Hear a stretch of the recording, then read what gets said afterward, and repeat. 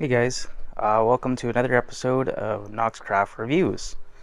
This time we have our 2022 Moto Guzzi V85TT that we're going to do a long-term review on. Over the course of the 2 years, we've had a chance to test out the spec in real life. I'm going to kind of discuss some of those specifications, the great things about the V85TT, and also some of the shortcomings with the bike that we've had over the last couple of years. I'm excited to kind of showcase it today, and yeah, sit back, relax, and enjoy. Thanks.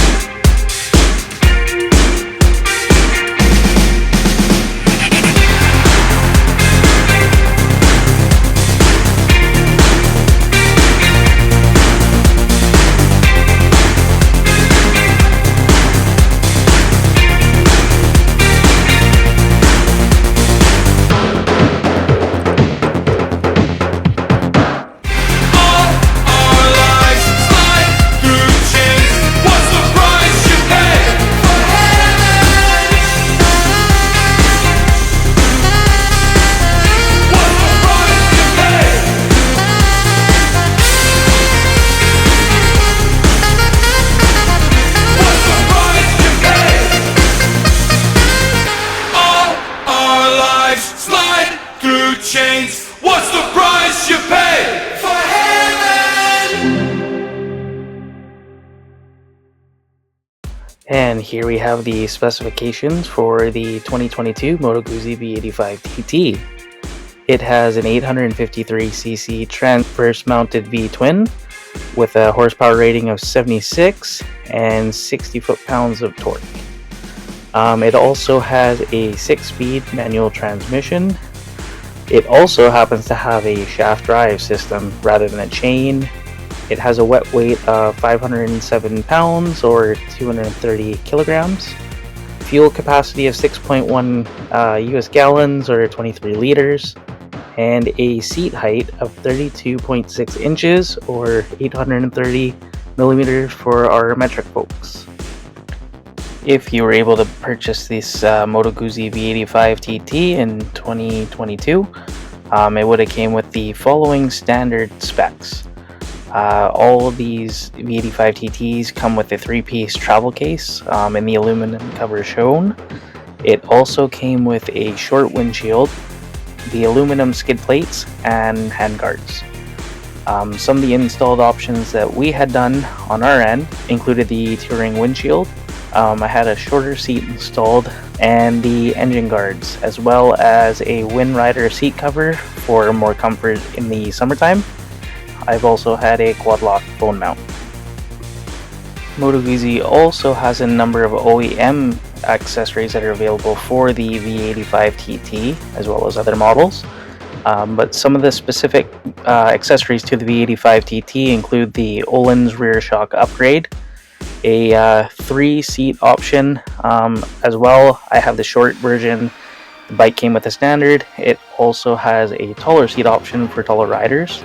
They also have available the center stand. You can also get heated hand grips, which has the switches and pre-plumbing when you purchase it actually from the factory. The same with the fog lights. There's also a switch on the handlebar controls. You can also get the urban travel cases that come in black as opposed to the aluminum. They also open differently. I believe they're side opening rather than top opening. And also a multimedia module called MIA or MIA. This plugs into the system and allows you to run Bluetooth off of the digital display. I never had the opportunity to test it out myself, but having a little bit more connectivity in this day and age, especially being in 2022, is really good. So Moto Guzzi allows you to do that as well. Showcased here are the variable ride modes.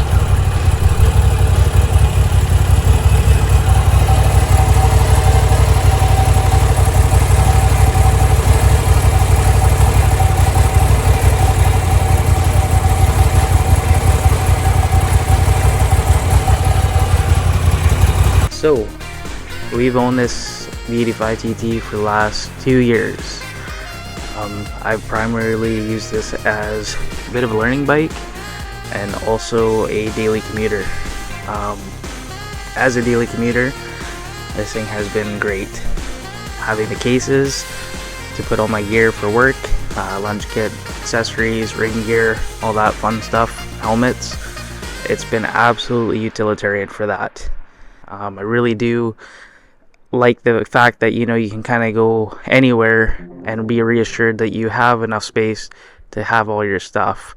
This is primarily mostly important for bigger travel opportunities like long distance rides, some of which I haven't really had the opportunity to partake in with this bike, but stemming from some of those details, I've had a passenger on this as well. So speaking about daily driving aspects of it, the driving modes make it very smooth, super smooth enough to be able to drive it anywhere in any condition with full comfort.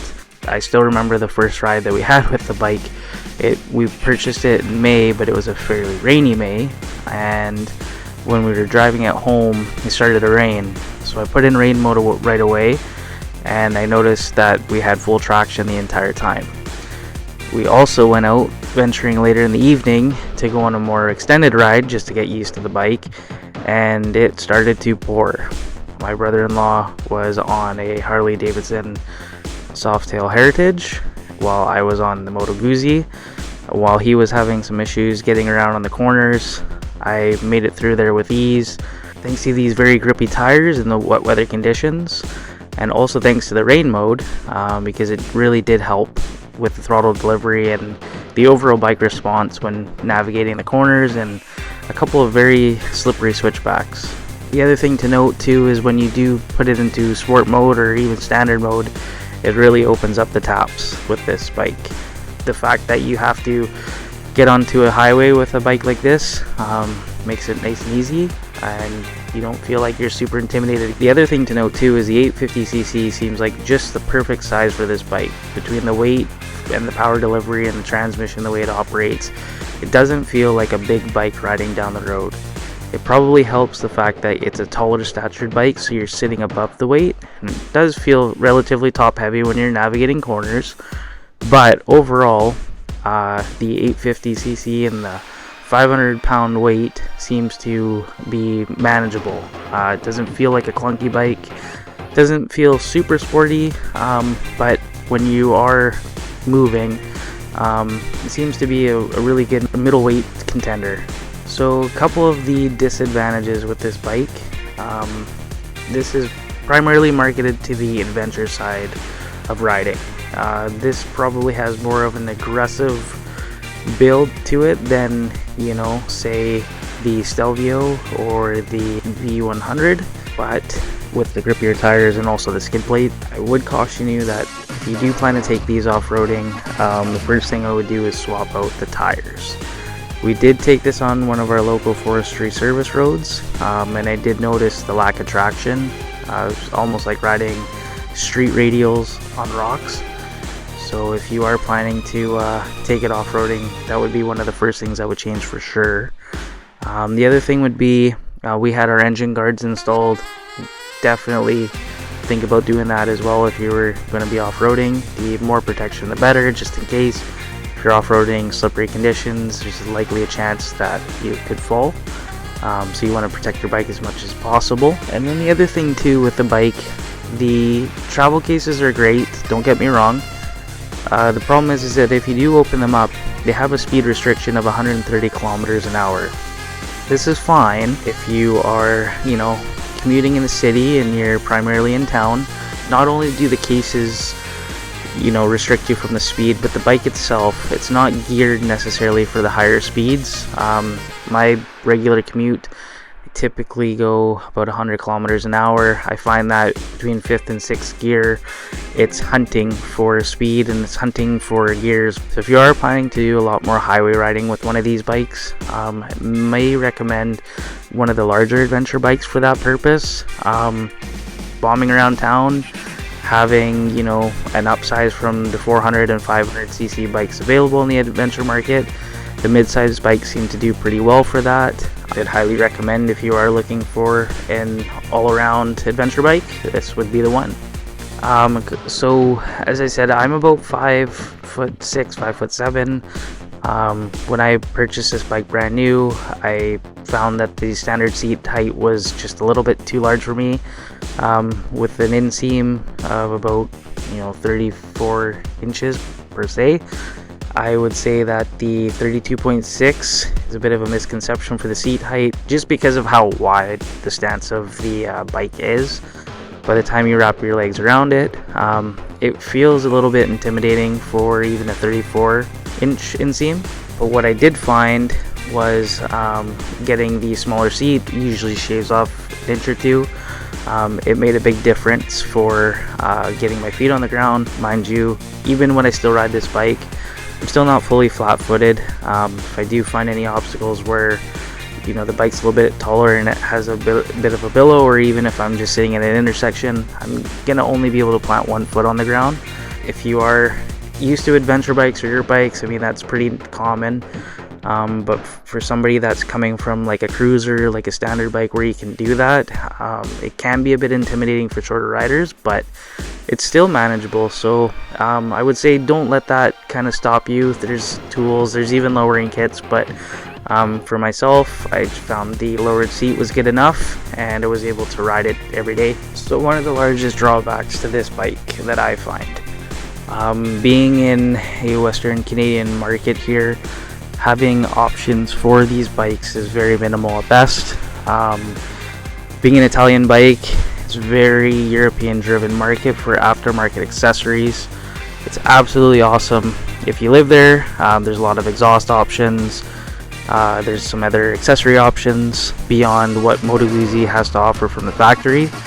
What I do find in the Canadian market, however, is that we are limited in options, and shipping costs for some of those European accessories can be quite high. In that case, coming from other bikes, Japanese bikes had a Kawasaki, Hondas, Yamahas, even Harley Davidson's North American market. I find finding accessories for these bikes quite easily, but switching to the Moto Guzzi was a bit of a different realm. Not being able to accessorize it as easily was a bit of a drawback, and even down to the computer system, I have yet to get to that point, but it is my understanding that you need a pad system to allow you to reset all of the servicing lights for these bikes. Having only a few shops available, that makes it quite difficult, and you're pigeonholed to go to the shop to get the light turned off unless you choose to ignore it. But that OCD side, if you're not liking lights displaying on your dash for those purposes, that becomes a bit of a drawback. There may be some other aftermarket solutions for sure, but I found that a bit daunting myself. I do like the fact that everything was plug in and play, but again, when you're married to the brand, you end up paying OEM level pricing. The aftermarket is available, you can still get some accessories to there, but they're probably not going to plumb in as easily, so I do caution you for that. But being an adventure bike, I mean, you want to have more accessories like lights, pegs, different things. Having a Moto Guzzi, having to do a little bit more research than normal makes the task a little bit more difficult.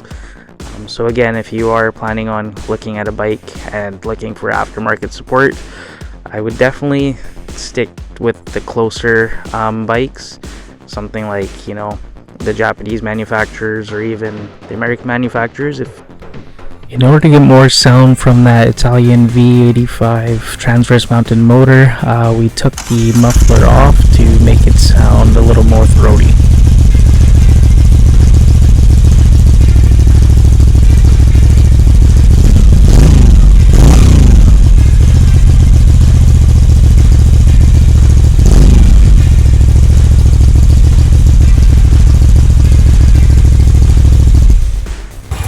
And here it is with the stock muffler installed.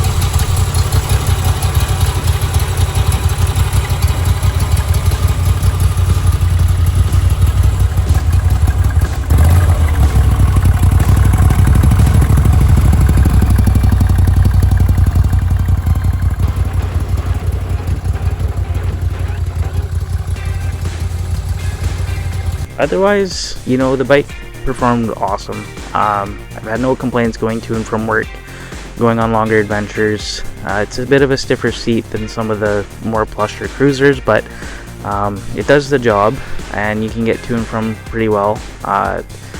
I also upgraded the windshield to a touring windshield, just to get a little bit more airflow.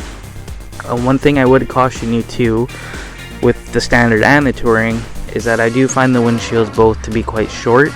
If you're an adventure rider who prefers to have a visor on your helmet, either configuration will cause a lot of vibrational issues. I had a lot of times my visor would actually flap around in the wind because of the visors, or because of the windshields. So I know in the back or in the forums, there's an opportunity to get extensions from Givy or other windshield brands like that to add extensions, so you don't have that issue. But for myself, I just went back to a visorless helmet with the windscreen, and I noticed right away that pushed a lot of the wind buffeting and everything away. So overall, this has been a pretty awesome bike. It's served its purpose. I wanted to use this as an opportunity to get into the adventure bike market, and you know, Moto Guzzi's being the price point that they are right now, very inexpensive way to get footholds of what the adventure bikes have to offer. Now, for price point wise, if you're looking at doing a budget, I would recommend these bikes. It's a really awesome, well-rounded bike. It'll get you out there, it'll get you what you want to see. You know, you'll be spending some upgrades on the tires, but if you want to see that side of things and not break the bank, I do definitely recommend these bikes. It seems like they're not super popular either, so the lower popularity means that the price points can be a lot better. You can get, you know, older models. When we purchased ours, it was a year old, so we got a bit of an incentive there, which made it a lot more viable. So overall, I'm not too disappointed with it. I'm actually very happy with it. The one other thing that I would like to mention with these Moto Guzzis, if you've never ridden transverse mounted V8 motor before, it is a little bit different on a motorcycle. It tends to kick you to the right side, so if you're not used to it, it'll kind of throw you off, but after a while you kind of work with it. In fact, it actually feels pretty cool. I'm really impressed with the way that it handles even at a stop.